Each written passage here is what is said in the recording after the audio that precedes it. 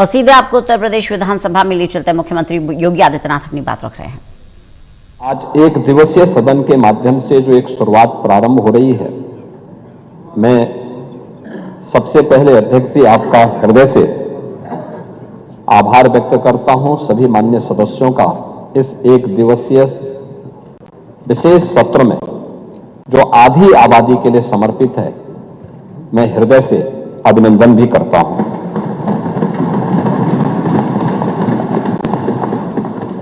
महोदय, मुख्य रूप से जो आज का विषय है वह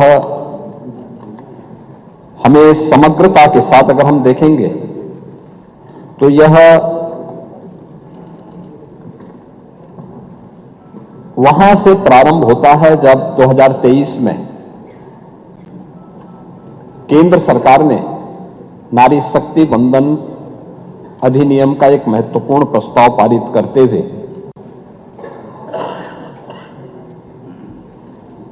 2014 से लेकर के 2023 के बीच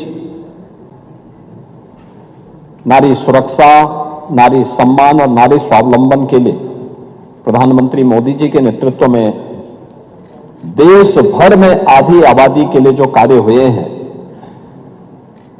उन कार्यक्रमों की श्रृंखला के साथ कि अब वह केवल लाभार्थी परक योजनाओं से ही न जुड़े बल्कि भारत की नीति निर्धारण में भी और कानून बनाने में भी उसकी प्रभावी भूमिका हो। कुल मिलाकर के अगर आप देखेंगे, आज भी भारत की संसद में अब तक की सबसे बड़ी संख्या 15% महिलाएं भारत की संसद में पहुंच पाई हैं। उत्तर प्रदेश विधानसभा में ये 11-12% तक ही सीमित है। अगर इसी संख्या को हम बढ़ा करके 35% अनिवार्य रूप से कर लें और कुछ अन्य महिलाएं भी अगर आएंगी तो संख्या 35 से 40% तक पहुंच सकती है, जो आधी आबादी के अनुरूप मिलने वाले उनके अधिकार के साथ साथ महिलाओं से जुड़े हुए महत्वपूर्ण मुद्दों पर चर्चा कर सके। देश आभारी है जो प्रधानमंत्री मोदी जी ने पहले वेलफेयर स्कीम के माध्यम से इन सभी कार्यक्रमों को आगे बढ़ाया। आपने याद देखिए, आप लोगों की विडंबना है कि आधी आबादी के उन्नयन के लिए, उनके उत्थान के लिए, उनकी गरिमा के लिए, उनके सम्मान के लिए, उनकी सुरक्षा के लिए, उनके स्वावलंबन के लिए उठाए जाने वाले किसी भी प्रगतिशील कदम का समाजवादी पार्टी, कांग्रेस और इंडी गठबंधन हमेशा विरोध करता है। अब उठा के देख लीजिए ना, एक एक मुद्दे पर जो आचरण 16 और 17 अप्रैल को लोकसभा में देखने को मिला, कांग्रेस का, समाजवादी पार्टी का, टीएमसी का, डीएमके का, वो हर मुद्दे पर था। मैं तो पिछले 9 वर्षों से सदन में उन सभी मुद्दों के हम गवाह हैं और यह सदन तो आज से नहीं, लगातार समाजवादी पार्टी के उदय के साथ ही उन मुद्दों का गवाह है जो आपके महिला विरोधी आचरण को प्रस्तुत करता है। जब 2014 में प्रधानमंत्री मोदी जी ने नारी गरिमा को प्रभावी ढंग से आगे बढ़ाने के लिए जो कदम उस समय उठाए थे, और सबसे पहला अभियान चला था जनधन स्कीम का। आजादी के बाद पहली बार हुआ था जब महिलाओं के बैंक में अकाउंट खुल सके। उस समय भी कांग्रेस ने, समाजवादी पार्टी ने उसका विरोध किया, दुष्प्रचार किया। क्या होता था उससे पहले? एक महिला जो बैंक में जिसका अकाउंट नहीं था, अगर सरकार की किसी लाभार्थी परक योजना से जुड़ती थी तो आधा भी उसको लाभ नहीं मिल पाता था। और हमारे नेता प्रतिपक्ष तो सीनियर विधायक हैं, आप तो इस बात को जानते हैं कि उनके लिए वृद्धावस्था पेंशन या विधवा पेंशन जो मिलती थी, आपके समय में 300 रुपये थी, उससे पहले 100 रुपया थी, और वह 100 रुपये में आधा पैसा केवल कमीशन खोरी का जाता था। समाज कल्याण विभाग का बाबू और उसके इर्द गिर्द की वो चंडाल चौकड़ी उस पैसे को खा जाती थी। वो लाभार्थी मुंह ताकता रहता था। पहली बार हुआ है स्वतंत्र भारत में, जब प्रधानमंत्री मोदी जी के आने के बाद हर गरीब से गरीब व्यक्ति का जीरो अकाउंट खुला, जीरो बैलेंस में अकाउंट खुला, उसको मार्जिन मनी देने की व्यवस्था की गई, और देश के अंदर 30 करोड़ नारी के लिए बैंक अकाउंट खोले गए।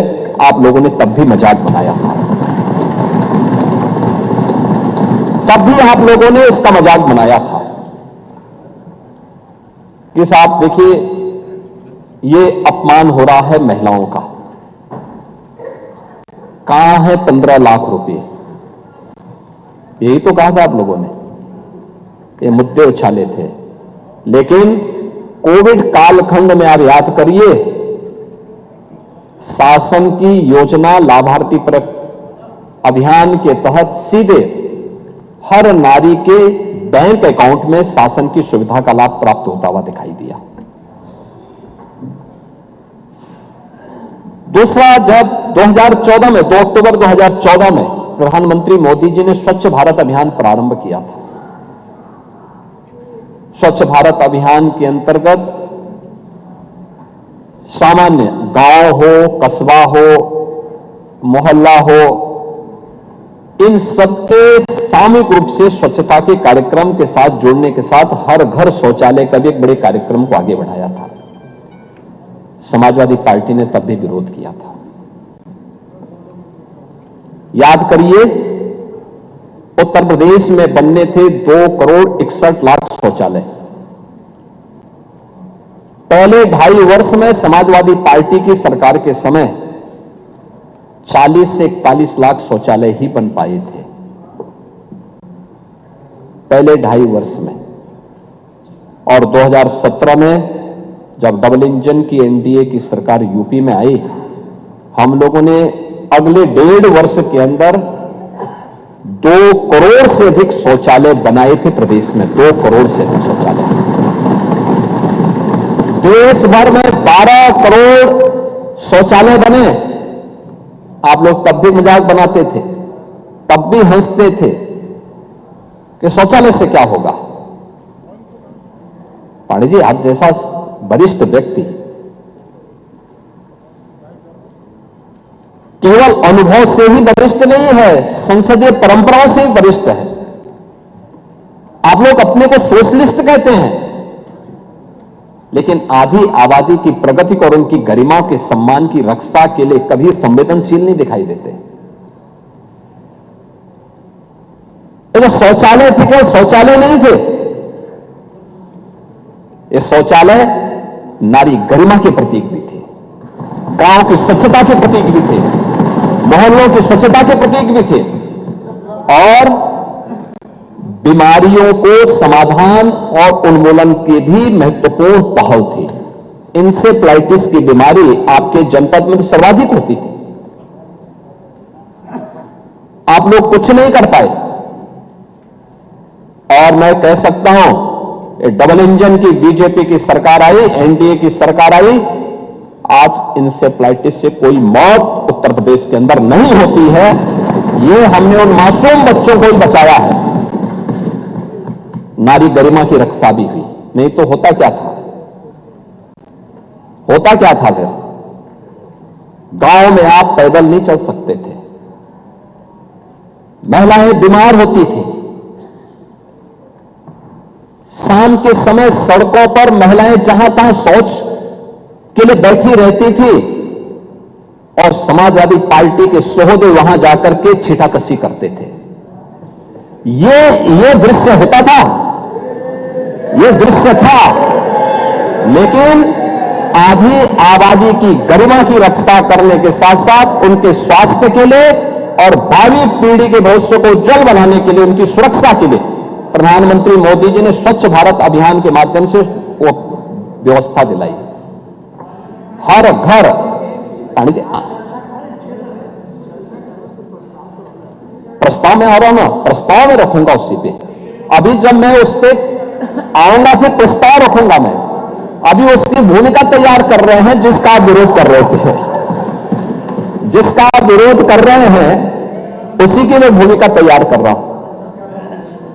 मैं वही आ रहा हूं ना, मैं वही आ रहा हूं। आप लोग देखिए, वही तो मैं कह रहा था, आप लोगों के आचरण को देख करके गिरगिट भी समझा जाएगा कि कौन आ गया है, ये कि संसद में आचरण कैसा और यहां आचरण कैसा, वह भी समझा जाएगा। कैसे रंग बदला जाता है। यानी दिल्ली से लखनऊ पहुंचते पहुंचते जब आधी आबादी के आक्रोश को झेलना पड़ रहा है, अब यहां पर रंग बदल गए। अब कह रहे हैं 35% आरक्षण होना चाहिए। सदन में विरोध क्यों किए? क्यों सदन में विरोध किए? और इसीलिए मैं कह रहा हूं, इसी प्रकार से आधी आबादी को देखिए, पहली बार आवास की सुविधा का लाभ भारत के अंदर 4 करोड़ गरीबों को प्रधानमंत्री आवास योजना का लाभ मिला है। पूरे देश के अंदर, उत्तर प्रदेश के अंदर 65 लाख गरीबों को एक आवास मिला है, एक लाभ मिला है। एक आवास का लाभ 65 लाख परिवारों को उत्तर प्रदेश के अंदर मिला है। और 65 लाख परिवारों को अगर आप देखें, प्रधानमंत्री आवास योजना के पहले 1.5 वर्ष में, यानी समाजवादी पार्टी की 2.5 वर्ष तक सरकार थी, 2.5 वर्ष में प्रधानमंत्री आवास योजना में एक भी आवास आप नहीं बना पाए, बल्कि भारत सरकार के प्रस्ताव का विरोध करते रहे। ये डबल इंजन की एनडीए की सरकार आई, हम लोगों ने आने के बाद पिछले 9 वर्ष में 65 लाख गरीबों के लिए आवास बनाए हैं और उन तबकों को भी आवास उपलब्ध करवाया है जिनके पास कोई आसरा नहीं था। और इनमें से ज्यादातर आवास महिला लाभार्थी के नाम से है, यानी महिला भी लाभार्थी हो सकती है और उसके नाम पे आवास हो सकता है। ये भी सुविधा उपलब्ध करवाई है, ये भी उनको एक सुविधा भी उपलब्ध करवाई।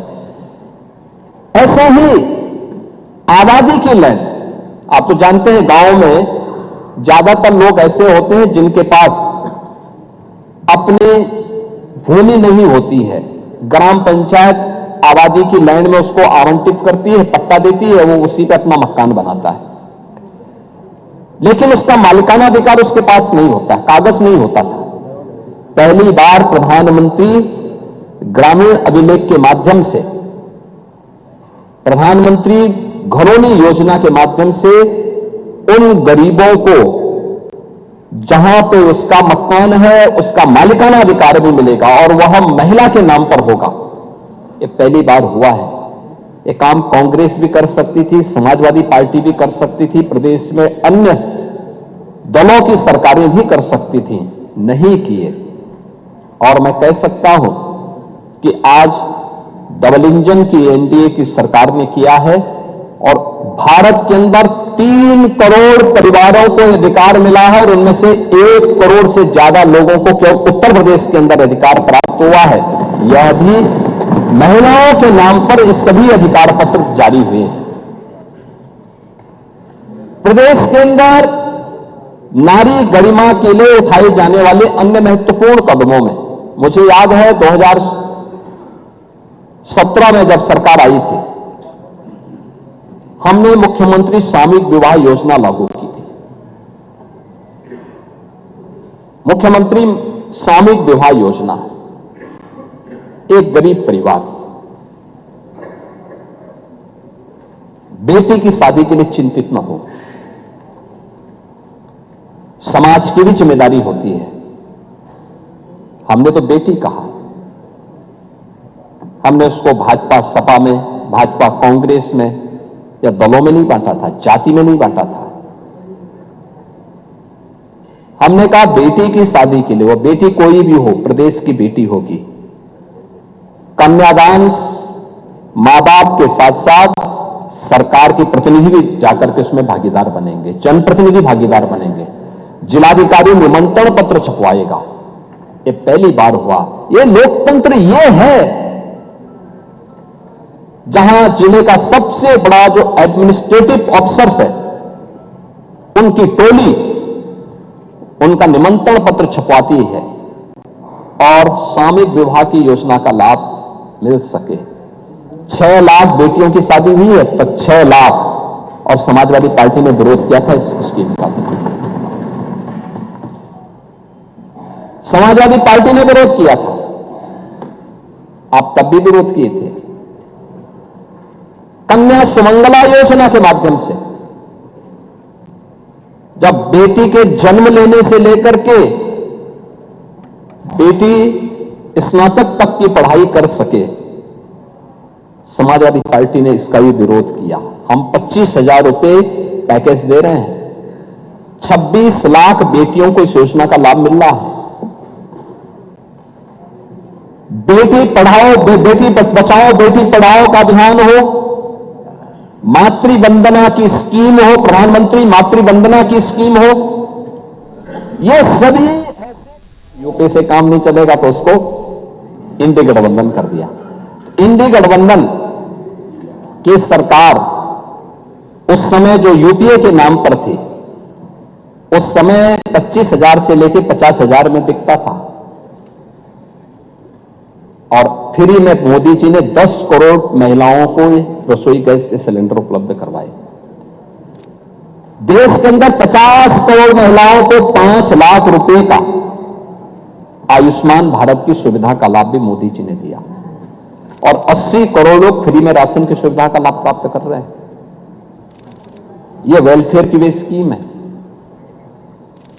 जो पिछले 12 वर्ष के अंदर देश के अंदर प्रधानमंत्री मोदी जी के नेतृत्व में जो कार्यक्रम आगे बढ़े। लखपति दीदी की स्कीम, 3 करोड़ महिलाएं आर्थिक स्वावलंबन के मार्ग पर चल रही हैं। उत्तर प्रदेश में वीसी सखी, बैंकिंग कॉरस्पॉन्डेंट सखी, गांव में बैंकिंग लेन देन का काम कर रही हैं, बेहतरीन उदाहरण प्रस्तुत कर रही हैं।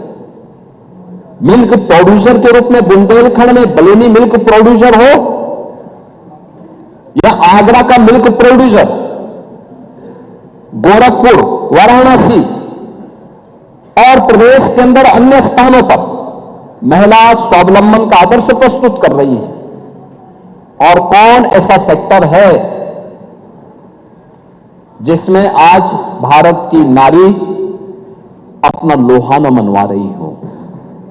हर एक सेक्टर में, और डिफेंस का हो, हेल्थ का हो, एजुकेशन का हो या फिर किसी भी अन्य सेक्टर में, समाज के हर एक क्षेत्र में जब वह नेतृत्व दे रही है, लेकिन इस नेतृत्व के साथ साथ उसके पास राजनीतिक ताकत भी आए, नीति निर्धारण में भी वह मजबूती के साथ आगे बढ़ सके। इसमें सबसे बड़ी बाधा आप लोग बने हैं। नारी शक्ति बंधन अधिनियम के उस संशोधन को जो 2029 से लागू होना था,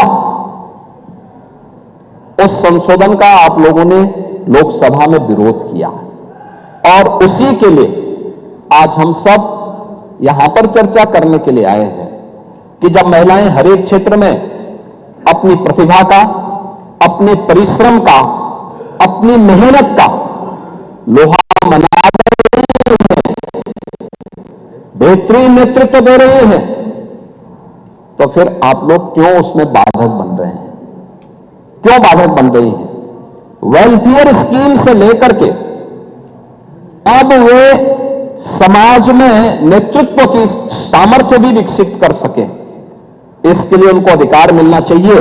और इस दिशा में जो प्रयास प्रारंभ हुआ है, उस प्रयास के लिए सबसे पहले हम प्रधानमंत्री मोदी जी के द्वारा उठाए गए इन कदमों के प्रति उनके प्रति आभार व्यक्त करते हैं कि उन्होंने आधी आबादी को उनका अधिकार दिलाने के लिए 2023 में नारी शक्ति बंधन अधिनियम पारित किया और जब 29 में इसको लागू करने के लिए एक आवश्यक प्रस्ताव लेकर के आए तो उसमें कांग्रेस, समाजवादी पार्टी और ये सभी दल उसमें बाधक बन गए,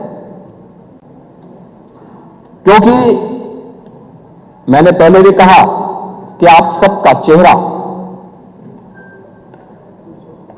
तो बोलने के कुछ और है, दिखाने के कुछ और है। आप लोग यही सब करते रहे हैं, अनावश्यक मुद्दे से उसको नैरेटिव को बदलने का प्रयास करते हैं, लेकिन प्रदेश ही नहीं देश आपकी इस हरकत को जानता है, एक एक कारनामों को जानता है। और खासतौर पर जब मैं समाजवादी पार्टी की बात करता हूं, 1995 की घटना भी सबको याद है, जब प्रदेश की पहली दलित मुख्यमंत्री के साथ स्टेट गेस्ट हाउस कांड हुआ था।